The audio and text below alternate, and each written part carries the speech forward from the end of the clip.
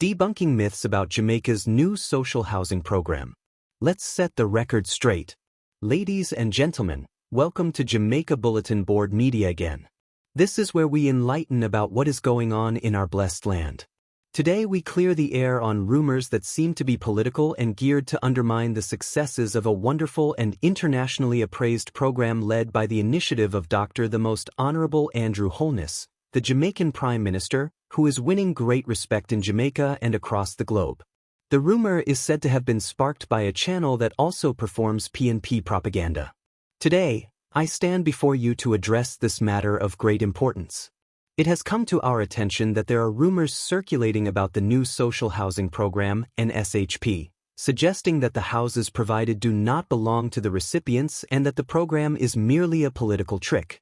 As concerned citizens, it is our duty at the Jamaica Bulletin Board Media to debunk these myths and present the facts. We are here for the truth and not for political support on either side. Firstly, let us acknowledge the purpose of the N.S.H.P established in 2018 by Prime Minister Andrew Holness. The N.S.H.P is a cornerstone of the Housing, Opportunity, Production and Employment (HOPE) program. Its primary goal is to improve the housing conditions of Jamaica's poor and disadvantaged population by providing quality, affordable, and sustainable housing. Now, let us address the ownership conditions of the houses provided under this initiative. Contrary to the misinformation being spread, the houses built under the N.S.H.P are fully owned by the beneficiaries. These homes are not owned by the government of Jamaica, nor are they provided on a rent/lease or rent-to-own basis. The recipients have full ownership rights, ensuring stability and security for their families.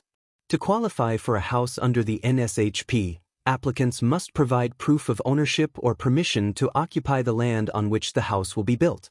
This requirement ensures that beneficiaries have legitimate property rights, whether through ownership, long-term lease, or a legitimate claim supported by a deed of gift. This measure is essential for maintaining accountability and responsible stewardship of resources. It is disheartening to see that some individuals and platforms, including certain social media channels, are perpetuating these false narratives. The intent behind these rumors is clear: to undermine a program that is genuinely making a positive impact on the lives of vulnerable Jamaicans. Let us be clear, the new social housing program is not a political trick. It is a tangible effort to uplift our fellow citizens, providing them with the dignity and security of homeownership. The houses provided are not temporary shelters but permanent homes that beneficiaries can proudly call their own. As we move forward, I urge everyone to verify information and rely on credible sources. Misinformation can be harmful, eroding trust and undermining the progress we have made. Let us stand together, informed and united, in support of initiatives that truly benefit our community. Thank you for your attention, and let us continue to work towards a brighter future for all Jamaicans.